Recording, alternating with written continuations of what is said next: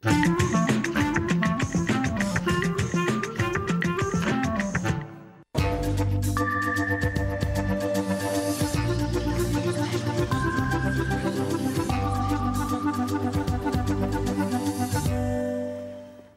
à Bibliothèque Médicis. Nous vivons tous en ce moment un tremblement de terre suivi de multiples secousses et répliques. Le calme n'est pas prêt de revenir partout où les révolutions ont commencé. Mais quand il réapparaîtra, le calme, le monde sera évidemment différent. Il ne ressemblera sans doute pas à toutes les prévisions rabâchées depuis des années. Les pays arabes connaissent une succession de révoltes, de révolutions populaires. Du Proche-Orient, la liste est longue en ce moment. Du Maghreb, mais sont épargnés encore ceux qui savent se réformer à temps. Jusqu'à l'Afrique, jusqu'à la Chine, qui paraît à la fois si puissante et si fragile. L'opinion internationale regarde en tout cas avec un mélange d'enthousiasme, de crainte et d'espoir. Alors, invité exceptionnel, Mourad Medelsi. Vous êtes le ministre des Affaires étrangères de l'Algérie. Merci d'être avec nous pour participer à cette émission. Est-ce qu'Alger, vous êtes vous aussi sur le qui-vive? Écoutez, Alger est au cœur de la Méditerranée. Et les pays que vous avez désignés comme étant des pays qui sont en train de se donner des souffles nouveaux sont des pays méditerranéens, donc je ne vois pas comment Alger pourrait ne pas regarder un regard plus qu'attentif à ce qui se passe et comment Alger ne peut pas se regarder elle-même. Je crois que c'est inévitable. Vous vous sentez naturellement concerné. Bien sûr.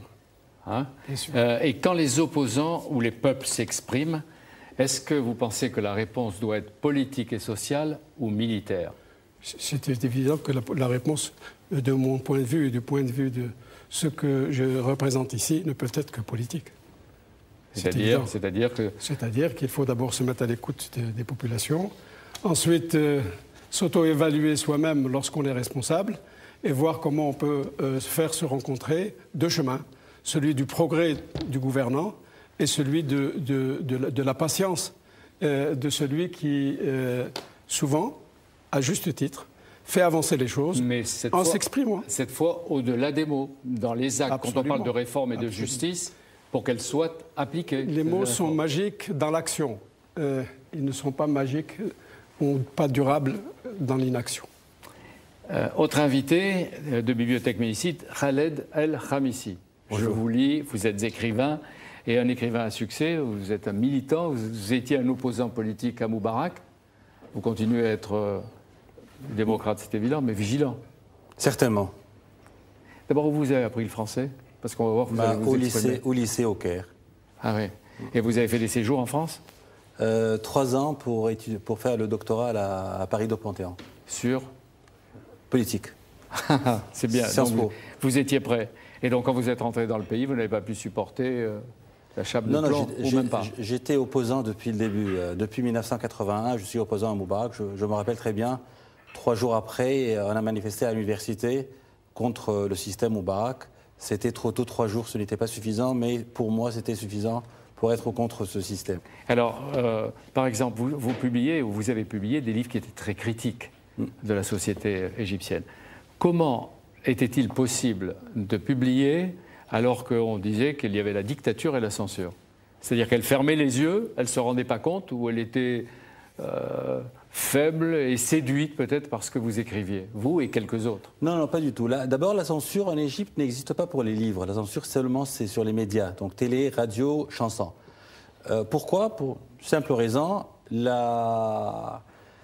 personne ne lit en Égypte selon Moubarak. Moubarak, c'était un homme qui haïssait la culture et qui avait un regard très hautain de la culture et qui voyait que la culture n'est pas très dangereuse si on parle des livres ou des journaux. Mais pour la télé-radio, la censure était atroce. C'est-à-dire que vous ne passiez pas à la radio ou à la télé pour parler de vos livres. Impossible. Donc c'était le bouche à oreille qui faisait circuler. Exactement. Et qui faisait le succès des livres. Alors moi je vous remercie d'être venu du Caire où vous vivez pour témoigner avec nous dans Bibliothèque Médicis, comme avec M. Mourad Medelsi, le ministre, et Henri Laurens, que je vais présenter dans quelques minutes. Est-ce que vous avez été surpris vous-même par la mobilisation populaire et même le départ de Moubarak? Regardez, sincèrement, j'étais sûr depuis 2005 que la révolution est très proche. Quand j'ai écrit mon livre Taxi en 2005-2006, je disais à tous mes amis que la révolution est très très proche. On ne va pas voir 2007 avant la révolution. On vivait dans un temps où on se sentait qu'on vivait la fin d'un... À quoi vous le sentiez? Mais partout, vraiment. La légitimité est totalement perdue, à 100%. Crise économique, crise sociale, échec total des politiques économiques et sociales de Moubarak. Et donc, la révolution est très... Plus, il y avait, depuis 2004, 2005, émeutes, grèves, manifestations, partout dans toutes les villes de l'Égypte. À Mahalla, à Kafr el-Dawa, à Alexandrie, au Caire. C'était clair. Le début était en 2005, juste après les élections législatives de 2005. Alors maintenant, le peuple égyptien a acquis, conquis et arraché sa liberté, sa dignité. Les problèmes quotidiens demeurent. Et aujourd'hui, ce dont on parle aussi beaucoup, c'est les problèmes liés à l'insécurité, au désordre, au vol. Il y a tous ces problèmes qu'il va falloir résoudre et en même temps trouver l'emploi, etc., dont vous allez parler dans quelques instants. Mais est-ce que vous vous attendiez à déclencher autant de fureur et de colère et d'espoir chez la plupart des pays voisins quand vous avez commencé? Non, je n'ai pas imaginé un phénomène dans tout le monde arabe. Je n'avais pas imaginé de 2005. J'ai imaginé un phénomène égyptien. Je n'avais pas pensé à ce séisme avec tous ces after effects séismes. Alors, on va en parler dans un instant. Henri Laurence, merci d'être là. Vous vous enseignez au Collège de France. Vous êtes un exceptionnel connaisseur de l'histoire, de l'économie, de la culture des pays et des peuples arabes.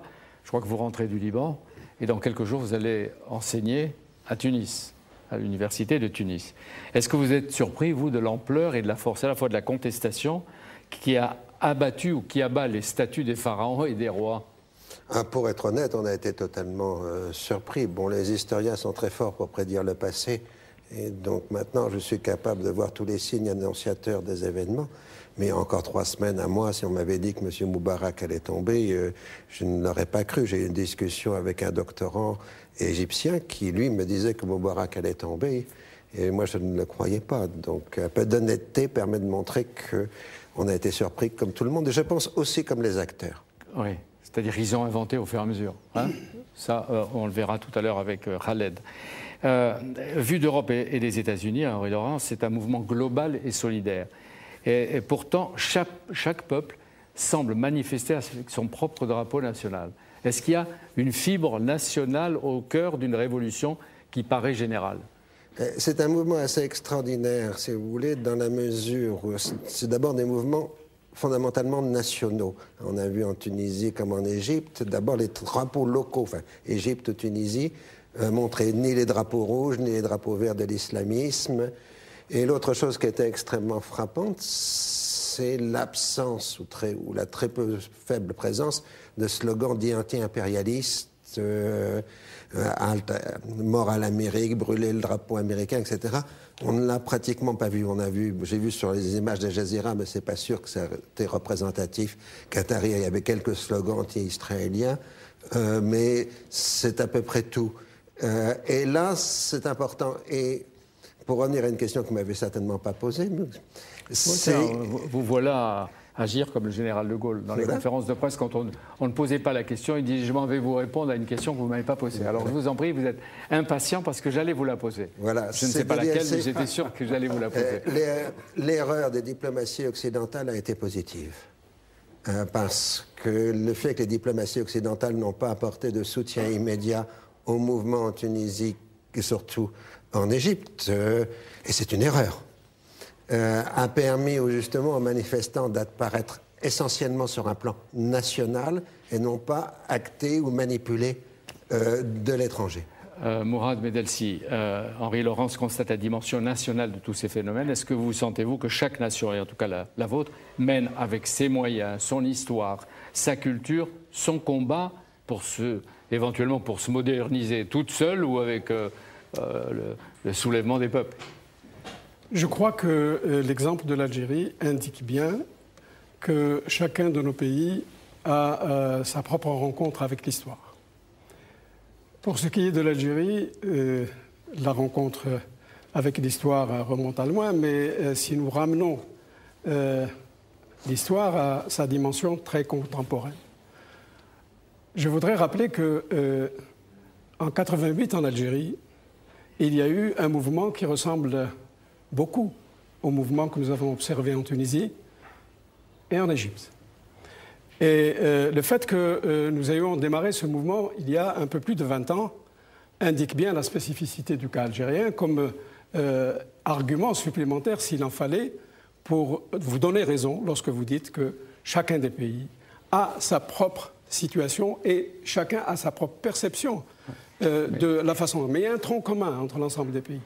Ce sont des pays qui sont très jaloux de leur authenticité et ce sont des pays qui, lorsque le peuple prend le drapeau, eh bien, ça signifie que c'est eux qui désignent le pays, c'est le peuple et le drapeau ensemble qui désignent le pays. Et ça, je crois que c'est un trait commun, c'est un trait d'union entre l'ensemble. Vous parlez de 1988, mais à l'époque, la différence, c'est un mouvement islamiste qui a été fort, qui a gagné des élections, à qui le pouvoir politique et l'armée a repris les rênes, et on est entré dans une vague terroriste qui a duré 10 ans, une guerre civile. Le mouvement n'était pas un mouvement islamiste au départ. L'islamisme a tiré les marrons du feu de ce mouvement par la suite. A récupéré. Oui, mais le mouvement est né d'une situation politique tendue et d'une situation économique encore plus tendue. Et la conjonction entre ces deux faits a créé cette colère qui est rapidement montée et qui a donné des résultats extraordinaires. Ceux qu'on n'attendait pas, c'est-à-dire la poussée de l'islamisme, et ce qu'on espérait, c'est-à-dire un champ politique plus ouvert et un champ économique plus ouvert. Et je crois que dans les deux cas, l'Algérie a fait un pas avec 88 en direction d'un libéralisme plus franc sur le plan politique et sur le plan économique. Tout n'est pas réglé, bien sûr. Essayons de voir l'histoire récente, l'histoire contemporaine. Souvenons-nous, la guerre froide mettait face à face deux blocs, Est-Ouest, inconciliables. Un jour, une frontière s'est ouverte en Hongrie, puis en Allemagne de l'Est, puis en Pologne, et le mur de Berlin qui était là pour l'éternité s'est effondré, et l'Empire soviétique s'est écroulé, naturellement pas en un jour, mais l'histoire s'accélérait. Pas un jour vite au regard de l'histoire. Et puis souvenons-nous aussi, il y a à peine 10 ans, c'était le 11 septembre, les attentats de New York. Alors on disait le terrorisme à nos portes, la menace d'Al-Qaïda et les guerres qui ont suivi. Depuis 2011, eh bien, et surtout janvier 2011, on voit des trônes s'affaisser ou vaciller. Et d'abord en Tunisie. Pourquoi, Henri Laurent, si vous qui n'avez rien prévu, comme la plupart d'entre nous, pourquoi la Tunisie? Pourquoi ça a commencé là? Et est-ce que vous pensez que dès le début, les Tunisiens pensaient qu'ils allaient pouvoir chasser Ben Ali du pouvoir? Moi, ils en avaient en tout cas certainement la volonté. Sans le savoir. Sans le savoir, non. Je veux dire, c'est bien en Tunisie qu'en Égypte, et ça vient d'être dit tout à l'heure, vous avez eu d'importants mouvements sociaux les années précédentes. Mais ces mouvements sociaux ont été faiblement perçus de l'extérieur. Alors, ce que vous avez eu en 2011, c'est bon, la fin de la légitimité, ça c'est évident, ça a été dit, la fin de la peur. Et ça, c'est un moment essentiel. À la limite, en caricaturant un peu, ils ont repris le slogan de M. Obama, « Yes, we can ». On peut. Ça devient brusquement de l'ordre du possible.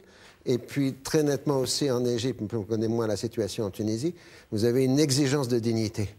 Les gens redeviennent dignes, mettent fin aux humiliations dans l'action même de contestation.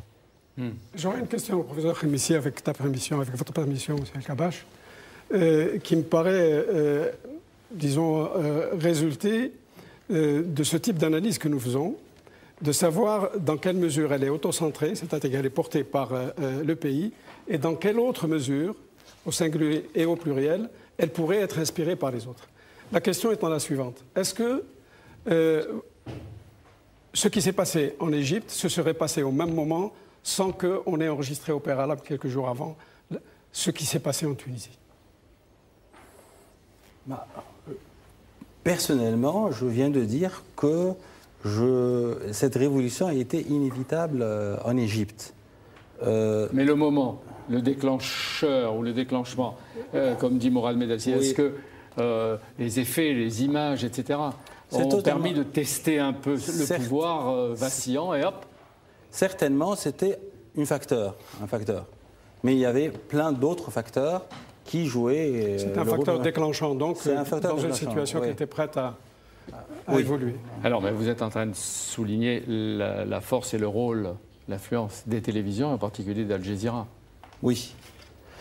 Certainement, mais vous devrez Même aussi... si elle a donné des fausses nouvelles, et elle a anticipé des nouvelles Non, mais vous devrez savoir plusieurs choses. D'abord, El Jazeera a été interdit pendant quelques jours au Caire. Deuxièmement, ils ont coupé l'Internet, téléphone, SMS pendant quelques jours. Internet pendant à peu près 9 jours. Et donc, avec tout ça, la révolution a continué. Et je vous dis sincèrement que dès le 2 février, après la guerre atroce des gangsters de ce système Moubarak contre nous, on était certain, le 2 février, le soir, que c'était fini.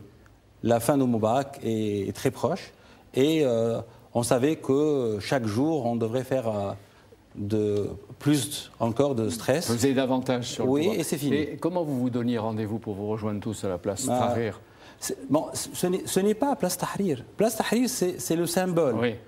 Mais c'était partout. C'était partout en Égypte, c'était partout au Caire, c'était à Suez, à Alexandrie. Ouais, partout. Comment vous vous appeliez? Comment vous donniez rendez-vous? Chaque jour, demain, tout simplement. À demain? Demain. Et il y avait des gens qui ne rentraient pas du tout.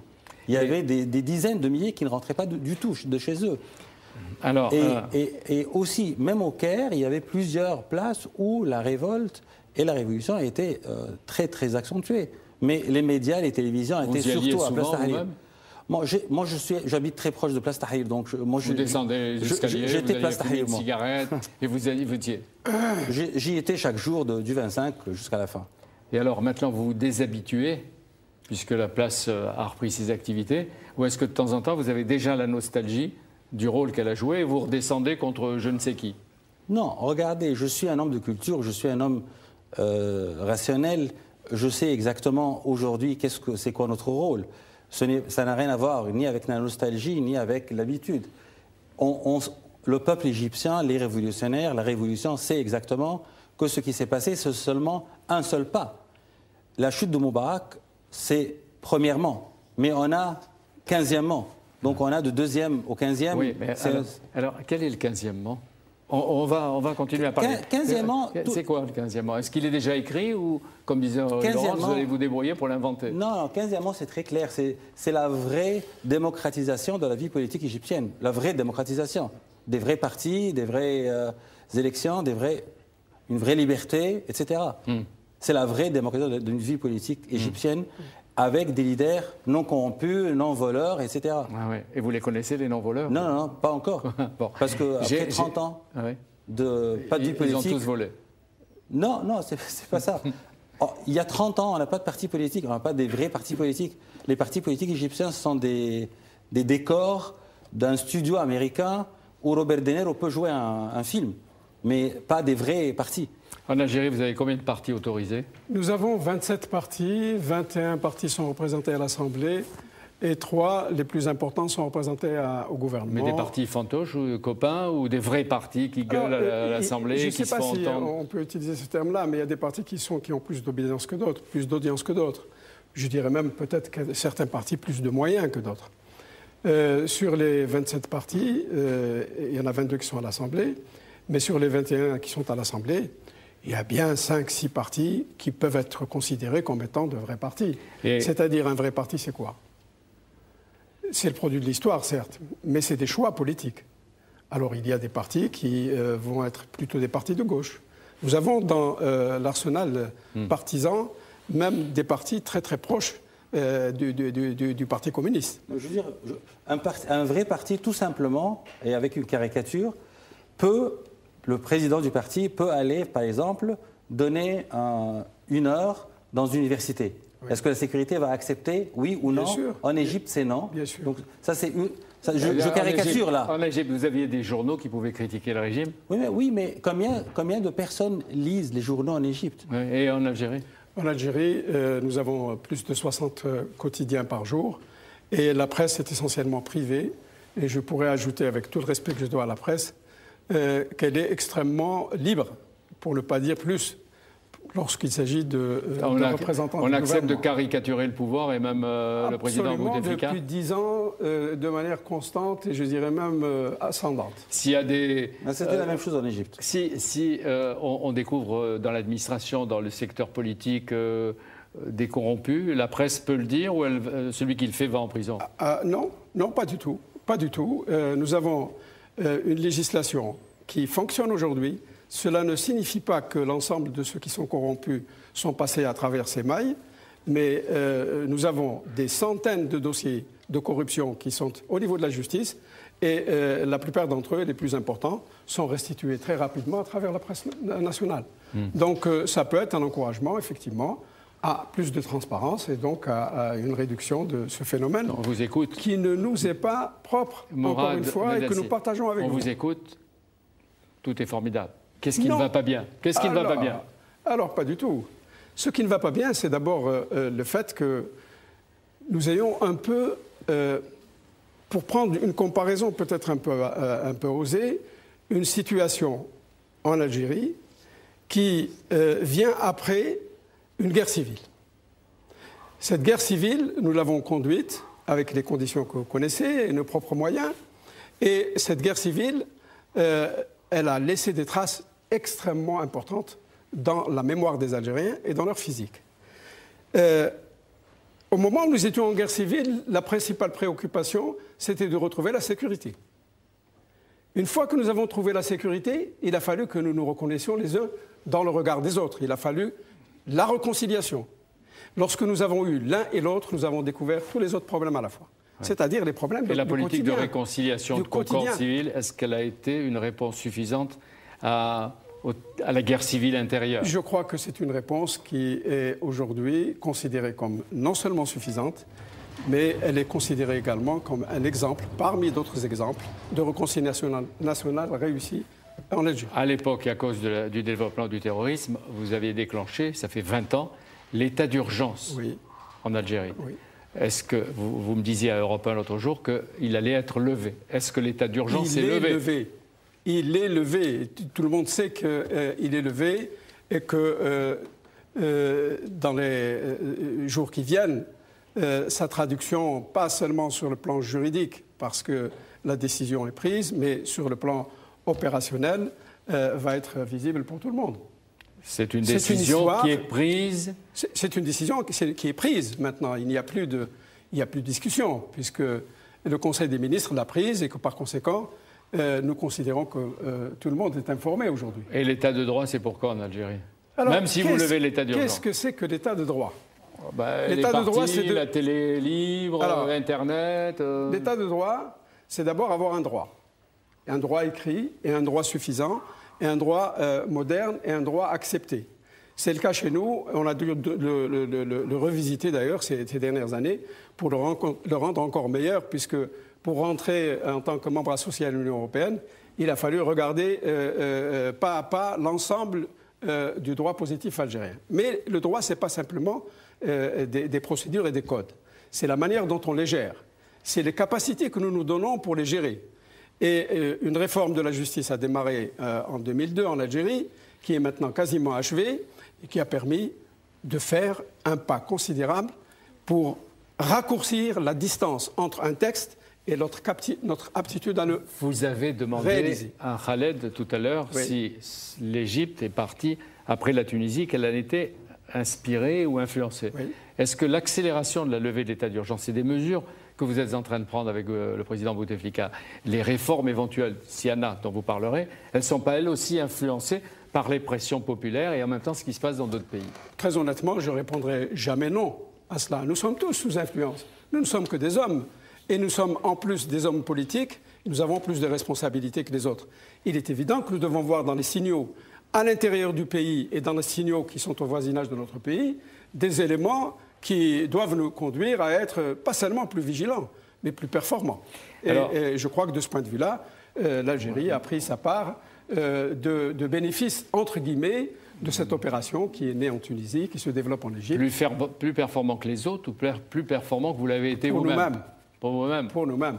Alors, chez les Égyptiens qui lisent Khaled el-Khamisi, Oui. ou Khémissi. Khamisi. C'est pas grave. Les Égyptiens qui lisent vos livres ont toujours connu des succès. Comment vous expliquez que sous la dictature Moubarak, et vous l'avez un peu dit tout à l'heure, il n'y avait pas de censure, ça c'est évident, qu'il y a eu beaucoup d'auteurs qui ont écrit. Et puis j'ai relu 2 de vos interviews, un à Jeune Afrique en septembre 2009. Et je vais vous le rappeler, vous disiez « Le succès de mon livre Taxi m'a redonné confiance dans le secteur de la culture », disiez-vous. Et vous disiez « Il connaît une forte dynamique qui aura des conséquences dans les prochaines années ». C'est-à-dire vous aviez senti qu'il allait se passer quelque chose, mais vous n'imaginiez pas l'ampleur. Et le deuxième interview, c'est le 5 février 2011, en pleine bagarre. Et vous disiez, Moubarak doit partir avec un peu d'honneur, il ne doit pas être humilié. Est-ce qu'il doit être jugé? Je n'ai pas dit ça, mais c'est pas grave. Ah ben, c'est le texte. Non, j'accepte, mais peut-être le journaliste a mal compris. D'accord, là on va comprendre en français, pourtant, ou alors si c'est une traduction de quelqu'un qui n'a pas compris.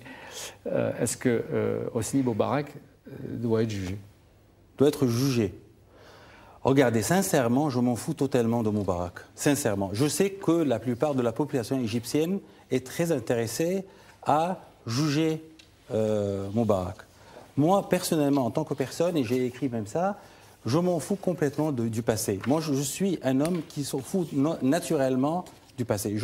Je suis très intéressé au futur, je suis très intéressé à ce qu'on doit faire les prochains jours, on va semaines voir ce qu'on va mois. faire.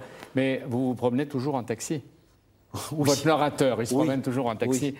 Le livre, c'était une forme nouvelle, 58 histoires courtes qui se passent dans les taxis, qui traversent le Caire avec les embouteillages, les conversations et les moments de la vie quotidienne. Avec les passagers, ils inventent des blagues pour se moquer du pouvoir politique. Et puis, ils préviennent. Il y en a un qui dit « Je ne peux pas tout vous raconter. La plupart des histoires que je vous raconterai m'enverraient directement en prison pour insulte. » C'était à ce point à l'époque. Regardez, je peux dire qu'on est le peuple qui produit, on se dit qu'on est le peuple qui produit le plus des blagues. L'Arabie Saoudite produit du pétrole, la France peut-être la culture, mais les Égyptiens produisent les blagues. Je reçois des dizaines chaque jour. Racontez-moi une ou deux. Moubarak est allé en haut rencontrer Nasser et Sadat. Nasser et Sadat lui demandent poison ou assassinat. Il lui répond Facebook. ça veut dire. Et puis il y a des tas d'histoires. J'ai pas l'impression qu'on soit des êtres humains, dit un chauffeur de taxi. Hein.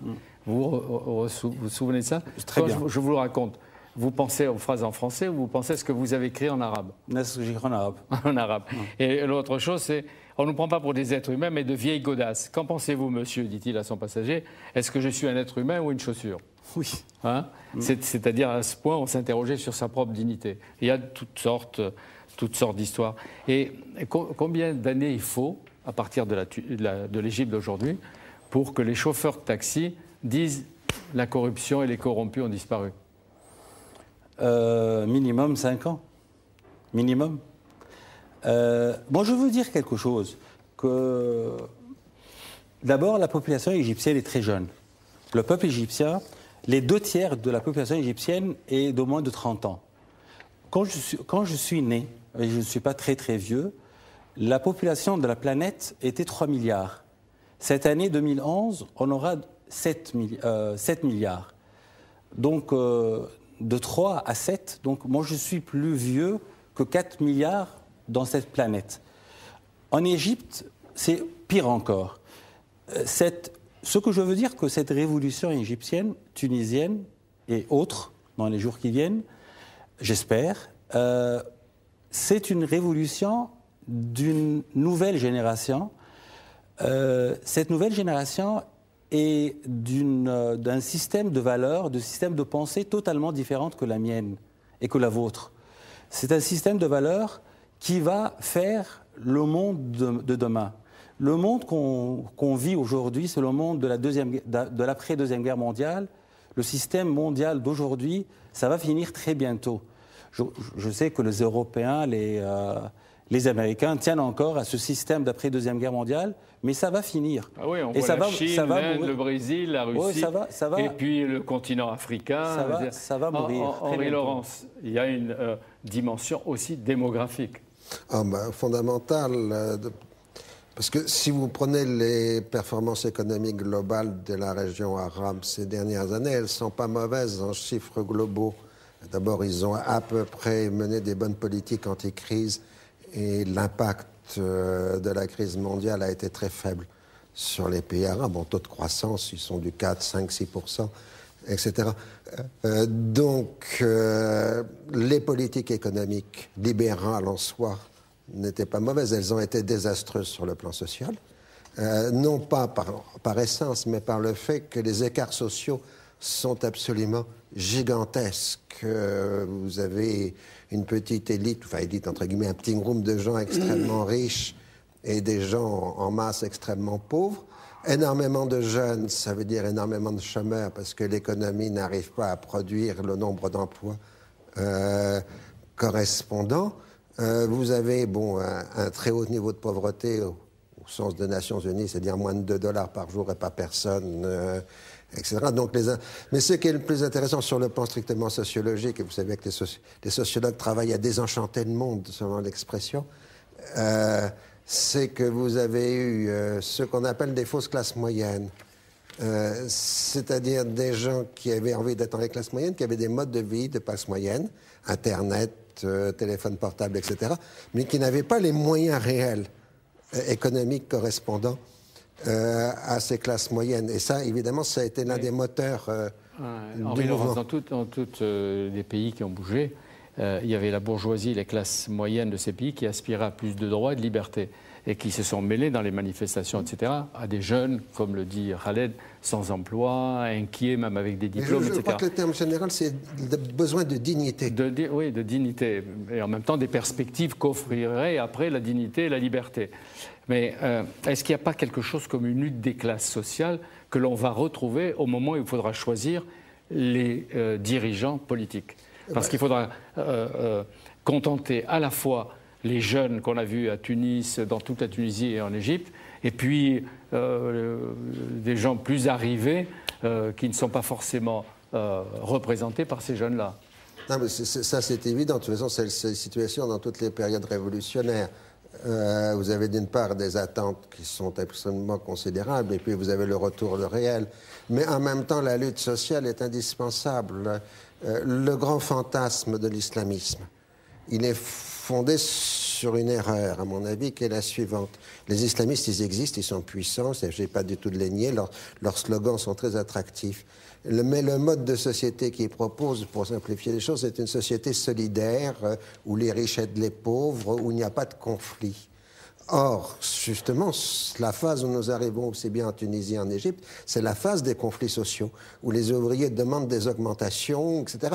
Et les islamistes sont perdus dans ce genre de situation, parce qu'ils n'ont pas de discours qui correspond à une situation de mouvement de grève, de troubles, etc. Vous voulez dire qu'une fois la dignité acquise et la liberté obtenue, les révolutionnaires ne se sont pas encore rendus compte des contraintes qui pèsent sur leur propre pays, des ressources limitées, et quel que soit le pouvoir, il ne pourra pas leur répondre, c'est ça? Non, c'est pas ça. Ce que je voulais simplement dire, c'est que les islamistes qui ont pu participer sont perdus dans ce nouveau monde. Ils sont quelque part liés dans leur mentalité aux anciens régimes qui se sont effondrés.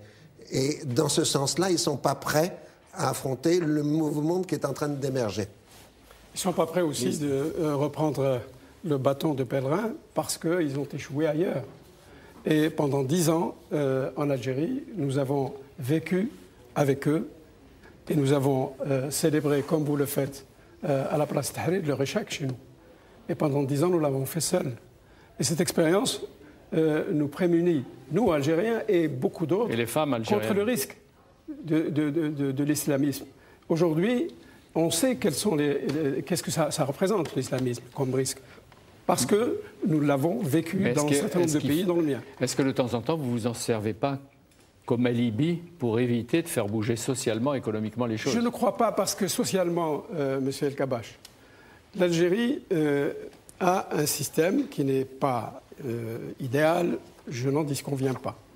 mais c'est un système qui est plus, j'allais dire, social qu'économique. Aujourd'hui, on nous en fait même le reproche. Est-ce que vous savez que, par exemple, 20% du budget algérien, c'est-à-dire à peu près 16 milliards de dollars, vont dans les transferts sociaux, dans la redistribution, c'est-à-dire dans les services. C'est tout? C'est tout. Quand vous avez 155 milliards de ressources qui viennent par le pétrole, vous pourrez donner encore un peu plus? Je vais vous dire une bonne fois pour toutes que les 150 ou les 170 milliards de dollars sont dans la Banque d'Algérie. Mais ce n'est pas avec eux qu'on fait la croissance au quotidien. C'est ce qu'on fait avec ces 150 ou 170 dollars, c'est milliards de dollars, c'est d'assurer à l'Algérie sa stabilité à moyen terme et de la mettre à l'abri des besoins, nous qui sommes très dépendants de l'extérieur pour nos propres approvisionnements. Mais on voit bien qu'à un moment, il ne suffit pas de les avoir comme un trésor caché dans la banque et qu'il faut peut-être plus de justice. J'en viens parce qu'on fait des simplismes et on bâtit dessus. Le simplisme, c'est dire tel pays est riche et ses habitants sont pauvres. Nous savons que nous avons une réserve de change importante. Mais ce que nous faisons au quotidien, nous le faisons avec les ressources en dinars, qui sont la contrepartie de ce qui est en réserve. Et ces ressources en dinars sont utilisées pas à 100%, mais plus qu'à 100%. Nous avons eu maintenant notre troisième plan quinquennal. Le troisième a démarré en 2010. Il y a eu 2 plans qui ont précédé. Ces 2 plans nous ont permis de réaliser 2 millions de logements. Un chiffre. Et le troisième plan va nous permettre de réaliser 2 autres millions de logements. Le chômage des jeunes, il est à combien? 25-30%? Le chômage en 2000 était de 30% globalement. En 2010, il est de 10% globalement. C'est pas peu dire. Et l'argent qu'on est en train de chercher pour savoir qu'est-ce qu'on en a fait, il a servi entre autres à opérer cette mutation. Maintenant, le 10% ne doit pas nous faire cacher des disparités à l'intérieur des groupes sociaux, et notamment par classe d'âge. Et le phénomène démographique, professeur, vous avez tout à fait raison, a été déterminant. Il est déterminant dans nos pays. Et aujourd'hui, le chômage de ceux qui ont entre 19 et 20 ans est de 21%, et de ceux qui ont entre 21 ans et 25 ans est de 15,6%, etc. Non, on ne va pas vous demander, Mourad Medachi, tous les chiffres. Vous avez été, avant d'être ministre des Affaires étrangères, ministre du Budget. Alors, on ne va pas se lancer là-dedans. Lors des marches des 2 samedis, on a entendu des slogans répétés « Changeons le système, dégagez ». Est-ce que Abdelaziz Bouteflika peut changer le système, la manière de gouverner? D'abord, est-ce qu'il peut rester? Est-ce qu'il peut changer la manière de gouverner? Oui. Alors, je ne crois pas qu'un système soit viable s'il n'intègre pas le changement en son sein. Et ce changement est inévitable. Il est inévitable intramuros, il est encore plus inévitable quand on observe ce qui se passe à l'extérieur. Il y a des solidarités entre l'intérieur et l'extérieur. Tout à l'heure, nous parlions de la lutte contre la corruption. On pourrait ajouter la lutte contre le terrorisme.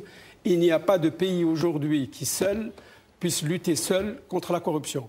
La corruption et le terrorisme, c'est ou bien une action fédérée, ou bien pas de résultats, ou des résultats tout à fait mineurs. Et que chacun commence chez soi déjà. Absolument, et que chacun commence chez soi. Pas seulement les pays qui sont aujourd'hui en ébullition. Tous les pays. La corruption est un phénomène Quelques questions rapides, puisqu'on a la chance de vous avoir, que vous êtes venu pour ça, pour répondre. Est-ce que le président Bouteflika envisage une présidence à vie? Je crois que tout à l'heure, vous avez demandé à mon ami, le professeur Khamis, de dire des blagues. Nous aussi, nous en disons. Permettez-moi de dire que ça, c'est plutôt une blague. Oui. Vous êtes sûr? Pour moi, Algérien, pas pour moi, ministre. Et vous pensez qu'il envisage de lui-même de passer un jour la main?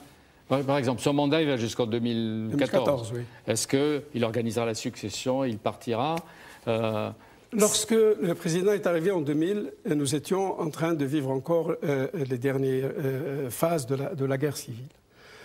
Son objectif premier, et je dirais le plus important, c'était de ramener la paix et de ramener la réconciliation nationale.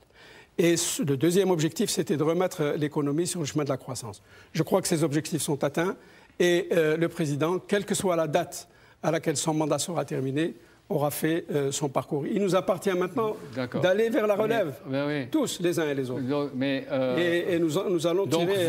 Vous ne craignez rien des marches du samedi? Non. Mais alors, pourquoi elles sont interdites? Pourquoi elles sont interdites? D'abord, elles sont interdites seulement à Alger. Partout dans le pays, il est possible de marcher, et les gens ont marché quand ils ont souhaité marcher. À Alger, nous avons un souvenir qui, peut-être dans l'imagerie du commun des mortels, est un souvenir mineur au regard de l'histoire. C'est les quelques morts que nous avons perdus en 2001 quand il y a eu des émeutes à Alger. Mais pour l'Algérien qui a perdu des centaines et des milliers de frères et de sœurs dans la guerre civile, une seule goutte de sang perdue, c'est une catastrophe. Et donc, ce droit de l'homme que nous appelons de nos voeux et que nous voulons consolider, nous devons l'appliquer, nous, plus que les autres, parce que malheureusement, on est très sensibilisés sur les questions de sécurité. Nous devons l'appliquer d'abord pour servir la sécurité à nos citoyens. Et donc, les gens n'ont pas marché, mais ils sont venus, ils ont dit leur fête. Alors, vous l'avez répété. Il y a une nouvelle manifestation qui est prévue pour le samedi, les samedis qui viennent. La précédente n'a réuni, d'après ce qu'on a entendu, que 200. J'ai dit 500 en arrondissant. Je lisais, disons, 200, 300. C'est-à-dire 10 fois moins que ceux de la semaine d'avant. Oui. Et c'est-à-dire 100 fois moins qui avaient été annoncés et prévus. Est-ce que c'est l'échec des organisateurs de ces marches ou la peur des policiers que vous leur mettez en face d'eux? Ce n'est ni l'un ni l'autre. Moi, je crois que ceux qui ont essayé d'attirer l'attention sur des progrès que l'Algérie doit faire ont apporté leur contribution, quand même ils sont minoritaires. Ce n'est certainement pas les policiers, parce qu'on cite le chiffre de 30 000, alors qu'en réalité, le chiffre n'est pas supérieur à 1000 personnes. Mais l'échec, si échec il y a, c'est dans la sérénité du peuple algérien partout ailleurs. Et la mémoire. Alors, il faut lui demander pourquoi ce peuple algérien, pourquoi il est aussi serein aujourd'hui, alors qu'autour de nous, il y a des incendies qui s'allument. Mourad, il faut être prudent parce que justement, ça s'allume, les choses naissent et on ne les maîtrise pas. Alors, vous avez des questions à lui poser au ministre algérien ou... Non, je crois qu'il a répondu à toutes mes questions. Merci. Ah bon, déjà, c'est bien. Et vous, Henri Laurens? Je crois qu'il nous indique déjà ce qui est en train de se produire, même dans les pays où il n'y a pas directement de grands mouvements de contestation. Bon, pour être un peu vulgaire, vous m'excuserez, monsieur le ministre, disons que les pouvoirs jettent du lest. Ils cherchent à s'adapter et à intégrer la force qui naît de tous ces mouvements en Arabie révolutionnaires. Saoudite, ils viennent brusquement de créer une allocation chômage. Ce qui n'existait pas auparavant. On subventionne les produits de première nécessité, etc. Donc, on a déjà vu, par exemple, en Jordanie, dès avant la chute de Ben Ali, déjà le pouvoir jordanien commençait à prendre des mesures sociales et à jeter du lest. Donc c'est extrêmement positif parce que ça crée de nouvelles dynamiques qui peuvent ainsi aussi impulser des changements intérieurs dans ces sociétés sans que la rue ait nécessairement à jouer. La simple menace de la rue suffit déjà à faire jouer un certain nombre... Ou à faire accélérer des mesures qui étaient en préparation et en cours. On va y revenir parce que je veux interroger Khaled encore. Les nouveaux, le Conseil des sages, là, ou le Conseil, comment il s'appelle, le Conseil suprême des forces armées. Oui. C'était tous ceux qui étaient les généraux anciens nommés par Moubarak qui sont là, maintenant d'une manière anonyme. Oui. Ils ont prévu des élections dans 6 mois. Est-ce que c'est le bon délai ou c'est trop long? C'est le bon délai. Regardez, je n'ai aucune idée est-ce que c'est un bon délai ou non. Ce que je sache, qu'aujourd'hui, ce Conseil suprême de l'armée est là avec plein de stress de partout. Certainement, il y a les États-Unis et les Européens qui essayent de leur convaincre qu'ils doivent émerger un gouvernement gentil, sympa, pro-américain, qui respecte les pactes de paix n'importe où. Et l'autre part, il y avait toutes les tendances de l'ancien régime Moubarak, avec toute l'octopus qui existe dans toute la vie économique et financière égyptienne. Il y a de l'autre part la révolution et ce que nous on demande. Et donc, il y a un vrai... Parce que vous avez l'air de critiquer le fait que le Conseil des forces armées, etc., ait tout de suite rassuré les États-Unis et en même temps Israël sur le fait que les traités inventés par Sadat, appliqués par Moubarak, soient... Est-ce que vous voulez qu'ils soient mis en cause, vous-même? Ce que moi je veux, c'est simple. Je veux une vraie démocratie, une vraie démocratisation de la vie politique. Je veux des vrais partis. Et après, c'est aux urnes de choisir le président et de choisir Mais sur la Parlement. politique à l'égard de la paix au Proche-Orient, est-ce que vous dites qu'il faut revenir sur ce qu'a fait Moubarak au nom des idées démocratiques dont vous parlez? Je crois que personne en Égypte ne veut que la paix. On est aujourd'hui dans une situation où on veut bâtir notre pays. On veut faire la guerre contre la corruption, contre les échecs des politiques sociales et économiques. Alors on continue à rêver. Vous voulez qui? Donc des civils? Des civils. Non, ça sera certainement une société civile. Mais des civils à la tête du pays. Ce serait la première fois depuis Nasser, Moubarak, Sadat, etc. Je crois personnellement que le scénario le plus probable pour l'armée, c'est de mettre Amr Moussa comme président. Parce qu'il est quelqu'un... Le secrétaire général de la Ligue arabe, il a été ministre des Affaires étrangères, il s'est fait tirer l'oreille par Moubarak et évincé par Moubarak. Il a une image. Il a une image forte. Amr Moussa. Amr Moussa, je crois, c'est le scénario le plus probable pour l'armée. Mais pas pour moi. Pour vous, c'est qui? C'est quelqu'un... Baradaï. Baradaï, il n'est rien du tout. C'est un ballon médiatique qu'a fait les Européens, je ne sais pas pourquoi. C'est un homme honnête qui n'a rien à voir avec l'Égypte. Mais qui s'est fait un peu tout seul aussi. Il y a contribué à faire le ballon. Je ne sais pas. Il a soufflé dedans. Peut-être qu'il a soufflé un peu. Ouais. Mais il n'a pas du tout une réalité... Là, vous dites, il dit beaucoup l'Égypte. Mais est-ce que vous sentez une responsabilité à l'égard des autres? Est-ce que vous voulez la démocratie en Iran, par exemple? En Iran, oui. Ce que je vais répondre? Ah, bien sûr. Ah, d'accord. Ce que je veux dire en deux mots, que oui, je veux la démocratie partout. Le problème de l'islamisme, ce fantôme, ça a été financé, soufflé par les États-Unis dans les années 70 avec l'histoire d'Afghanistan, l'URSS, etc.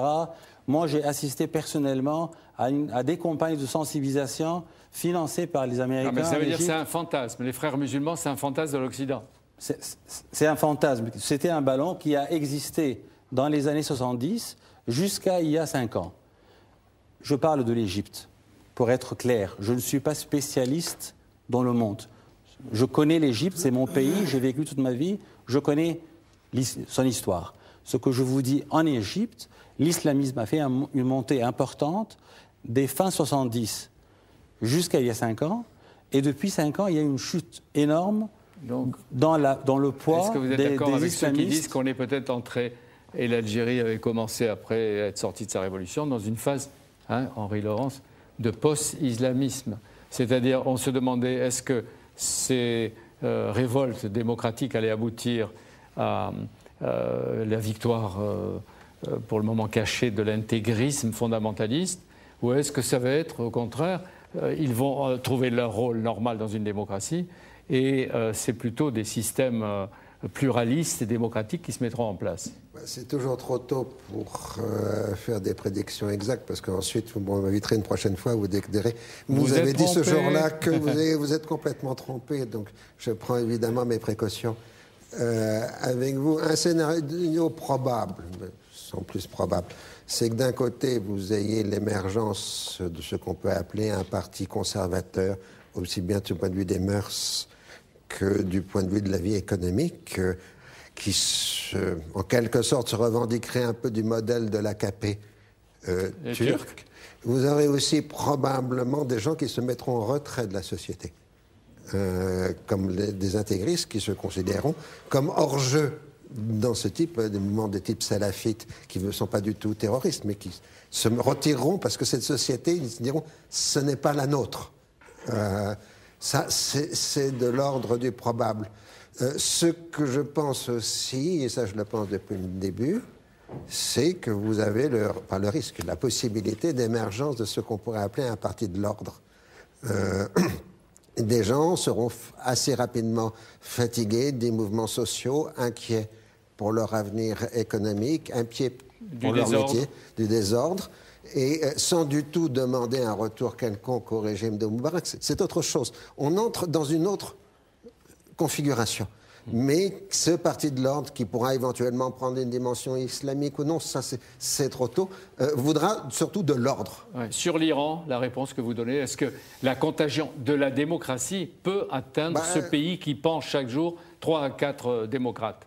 C'est difficile parce que le mouvement équivalent, il a eu lieu en Iran, il a été écrasé dans le sang et aujourd'hui, ils exécutent, comme vous le dites, pratiquement quotidiennement des militants démocrates. Par ailleurs, le régime tient solidement à la population parce que vous avez un encadrement dans chaque immeuble, dans chaque quartier de gardiens de la Révolution qui tiennent le quartier, etc. Et donc, ça paraît difficile de sortir de cette gang. En revanche, au plus haut niveau de l'appareil du régime, la division est extrêmement forte, pas simplement entre réformistes et conservateurs, mais entre les différentes lignes conservatrices, entre le guide, entre Ahmadinejad, entre les gardiens de la Révolution. Il y a visiblement une grande discorde en haut du régime. Et donc là aussi, ça va bouger. Est-ce que le rêve méditerranéen, le petit livre publié par les CNRS que vous avez présenté avec nous ici à Bibliothèque Médicis, il reste valable ou plus valable que jamais? Je fais une prédiction qui sera certainement totalement fausse et de toute façon qui sera totalement conditionnelle. Si la Turquie entre dans l'Union européenne à l'horizon 2020 et que le reste du monde arabe méditerranéen soit vraiment démocratisé à cette date, il n'y aura plus d'Union européenne en 2050, il y aura une Union euro-méditerranéenne, parce que rien n'interdit, si les sociétés arabes méditerranéennes accèdent à la démocratie, d'entrer dans un ensemble qui ne sera plus un ensemble défini par l'Europe seule. Vous êtes d'accord avec cette idée? Moi, je crois que d'ici 2050, on aura l'occasion de vous faire revenir. Je crois que nous pouvons faire des projections. Il est important de les faire, mais encore une fois, il est plus important de tenir compte des situations objectives de chacun de nos pays. Pour restituer celle de l'Algérie et pour replacer, puisque l'Algérie a vécu sa révolution en 88 un peu avant les autres, nous avons observé en Algérie que le champ politique est un champ qui s'est constitué de plusieurs tendances. Et ce sont toutes ces tendances-là qui se retrouvent, non seulement au Parlement, mais au gouvernement. Nous n'avons pas de problème avec l'islamisme modéré, puisque depuis 10 ans, le parti Hamas est au gouvernement. Donc nous sommes peut-être dans une phase de transition nous-mêmes, mais cette phase de transition, elle a sa justification. Mais vous les Après voyez pas une révolution, il faut recréer l'unité. Et pour recréer l'unité, il n'y a pas autre chose à faire que de se remettre autour d'une table et de faire en sorte que l'union... Vous ne voyez pas les islamistes revenir chez vous et prendre le pouvoir? Honnêtement, aujourd'hui, nous n'avons pas cette préoccupation. Par contre, nous avons des préoccupations qu'on a un peu oubliées et que vous nous enseignez parce qu'on vous observe aussi. Vous nous observez. Nous ne sommes pas toujours des modèles. Mais on vous observe. On vous observe en quoi? Vous ne posez pas des questions de caractère doctrinal pour savoir si c'est la gauche ou la droite qui est bonne. C'est une sorte de rotation qui se fait. Mais même entre la gauche et la droite, c'est maintenant vraiment ça, il très, faut très mieux proche. le dire quand on est à Alger, parce que quand on est à Paris, tout le monde pense que... les partis concernés pensent que la gauche est là, la droite est là, Moi, je vous le dis, et qu'ils sont très éloignés. Je vous le dis très honnêtement, en tant qu'observateur de la scène politique française, très très modestement, et qui me nourrit en partie de manière très utile, j'observe que désormais, le futur, ce n'est pas simplement les choix politiques au sens idéologique du terme. C'est les mécanismes qui nous permettent de réaliser les objectifs. Il est très simple de poser des objectifs très nobles. Plus de démocratie, plus de liberté, de meilleures conditions de vie, etc. Ça, n'importe qui peut décliner ces objectifs. La compétition va se faire sur notre aptitude à trouver les mécanismes et à les mettre en œuvre dans la transparence. Et c'est ça le grand défi. Jean-Pierre Raffarin, qui était il y a quelques jours ça, le grand défi. Dans le bureau ou le salon de M. Bouteflika, oui. Et vous étiez avec lui, oui. M. Raffarin raconte que le président Bouteflika dit lui-même qu'il souffre de la bureaucratie dans l'administration, dans la politique. Mais quand on est un chef tout-puissant, comment on ne peut pas briser et la corruption peut-être et les lenteurs de la bureaucratie du secteur économique qui empêche à la fois les investissements et le développement économique? Nous avons commencé à faire reculer la bureaucratie jusque dans les années 90. Et, elle a relevé la tête. Et puis lorsque, très honnêtement, j'ai vécu ces séquences-là en tant que responsable aux finances, lorsque l'argent est revenu, l'État a considéré que pour être un bon gestionnaire de cet argent, il fallait qu'il crée de nouvelles bureaucraties. Et donc, c'est génériquement quelque chose de positif, mais on s'est rendu compte que les sécurités qu'on mettait nous coûtaient plus cher que les degrés de liberté qu'on peut avoir lorsque on détend. Est-ce que vous nous dites, Mourad Medelsi, que ou en raison de tout ce qui est en train de se passer dans le pays de Khaled, dans les pays que connaît bien Henri Laurence, l'Algérie entre de facto dans une ère de réforme appliquée obligatoire. Sinon... Elle a un pied avant le printemps arabe et l'autre pied après le printemps arabe, mais le premier pied, il date déjà d'une dizaine d'années. Je ne vous ai pas encore demandé, mais même rapidement, ce que vous pensez de ce qu'est en train de faire, ce que font les Kadhafi, la famille Kadhafi, le bombardement du peuple, le bombardement des villes. Vous, l'Égyptien, qu'est-ce que vous en pensez? C'est un psychopathe meurtrier. C'est inimaginable, incroyable et inadmissible. Naturellement, ce qui se passe en Libye, c'est totalement inadmissible.